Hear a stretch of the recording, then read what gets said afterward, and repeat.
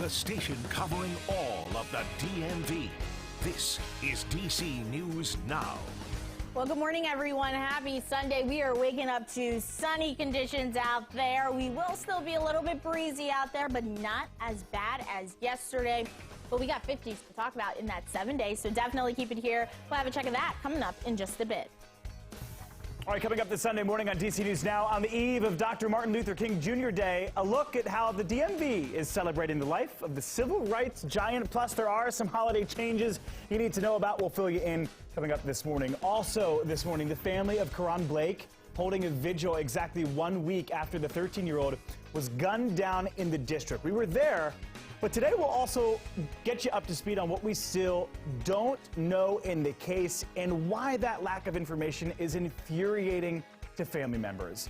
Then later on, this church in Bowie here going back in time, discovering a cemetery that was hidden for years. How leaders there are working to protect the history. But first, we're going to take you outside, a live look of our nation's capital, the sun rising this morning and the wind absolutely whipping that camera on the rooftop of our studios here in Georgetown in Washington, D.C.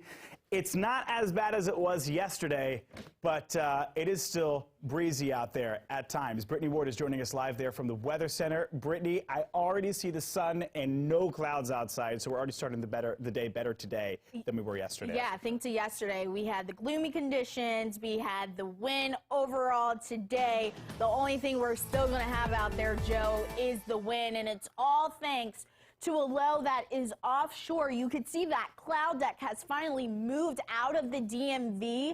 The only people that are really seeing some light high clouds out there is mainly off into the mountains, whereas the rest of us are mainly being clear. This is going to be the trend, though. Clearer conditions as we head through our Sunday, but it is pretty chilly out there, so don't let that sunshine fool you. We're talking about temperatures already in the upper 20s to lower 30s while you are stepping out the door, whereas though along that I-81 corridor, starting to see those temperatures in the teens. But when you factor in those wind chills, it feels a lot more cooler than the outside temperature. Outside temperature right now in D.C. is 30 degrees. Well, it feels like 20 degrees right now in the nation's capital. 18 there, Manassas. 16 as you head over there to Leesburg.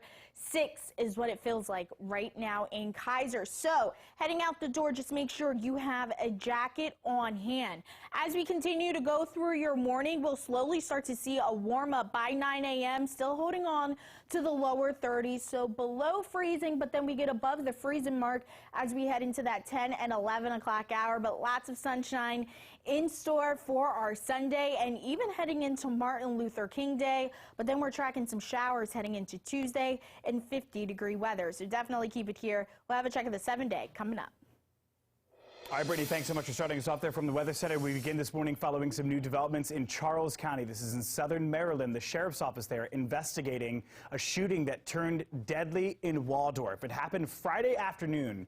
Police say they got to the scene and found a 17-year-old shot. He was taken to the hospital, but today we are learning that the boy succumbed to his critical injuries yesterday. Investigators say he was walking home in his neighborhood when he was shot. They do not believe that this was a random act, and now they're turning it to you. If you know anything, you are urged to contact police.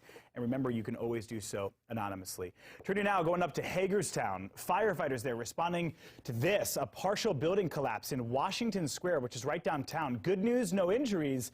But as you can see from these photos, there is substantial damage to the building. We're now being told that crews are going to intentionally bring down the chimney due to risk of it falling. It's 8:04 now. The days go by and the lack of answers is infuriating to a community that is sick and tired of the gun violence. We're talking about the 13-year-old boy, Karan Blake, who was shot dead in Northeast D.C. now a week and a day ago.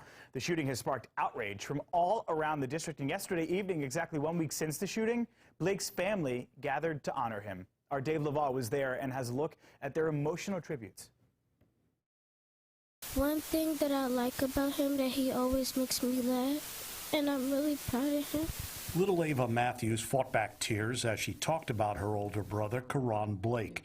She joined dozens of others in front of the family's apartment complex, Saratoga Avenue in Northeast Washington, Saturday night to remember the 13-year-old. Blake died exactly a week earlier on Quincy Street Northeast.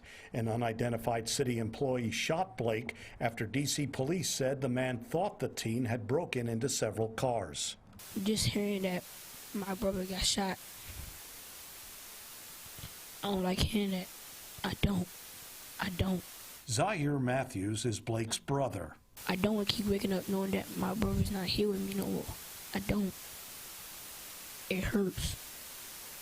It really hurts me. No arrests have been made. D.C. police asked for the community's patience this week while the investigation continues.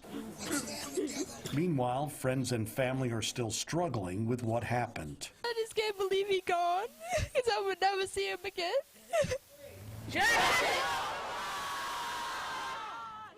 I love y'all.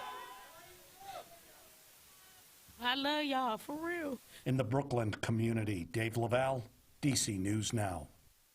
Such an emotional time for that family there. That vigil that Dave went to came about an hour after D.C. Police Chief Robert Conti met with the community at the Anacostia Arts Center in Southeast Washington to discuss some of the challenges that the district is currently facing. Since the start of the new year, the district has seen at least 7 deadly shootings, and a handful of them involving kids who aren't even old enough to get their learner's permit. Take a listen. Of what's happening in the community.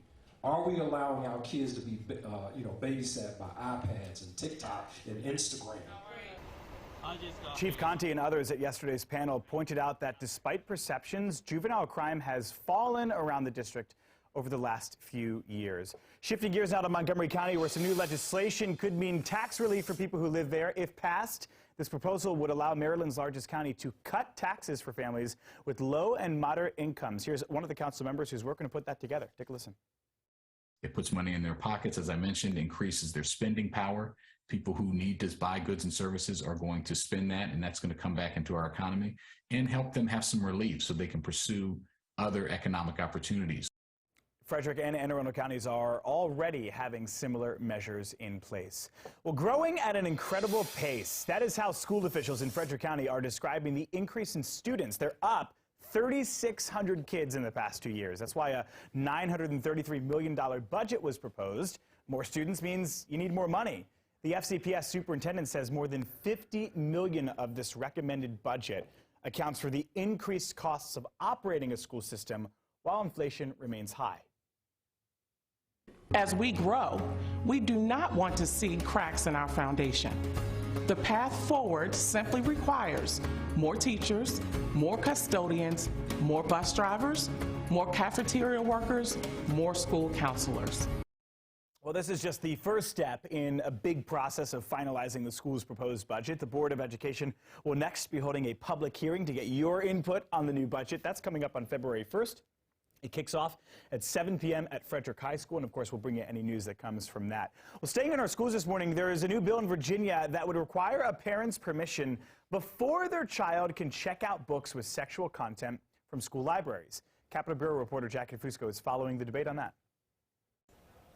Well, this is just one of the parental rights bills that the General Assembly started debating today, building on one of Governor Glenn Youngkin's top priorities. But Democrats are pushing back. A bill in the General Assembly would require schools to adopt new policies on the selection and evaluation of all material in school libraries. I'm not saying ban it, I'm not saying burn it, I'm not saying remove it from the library. Senator Bill DeSteffe says it would mandate written parental consent before a student can check out books with sexual content. My concern is graphic sexual content that would be rated X in a movie theater is being shown or allowed for our children to check out when they're 10, 11, and 12. The bill is likely to face an uphill battle after Democrats on a Senate Education Subcommittee rejected it this afternoon. I find it hard to believe that our schools are brimming with pornography. Senator Ghazala Hashmi siding with several groups representing librarians who say it would be a tremendous burden to review every book for possible sexual content. We have trusted our professionals for generations,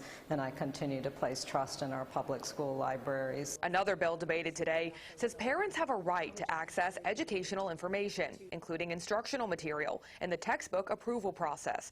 It also says parents can get notice and give informed consent for any student counseling offered to their child. Lawmakers are split on that too. The implied message in the bill is that schools are hiding something, and that's simply not the case. They are hiding something, and that's exactly why we have an Attorney General, Mayeres, who is conducting an investigation into what happened with Loudoun County School Board. Senator Amanda Chase, who you just heard from there, is planning to make some edits to that bill before revisiting it next week. As for that bill on school libraries, that next heads to the full Senate Education and Health Committee. Reporting at the Capitol, I'm Jackie DeFusco.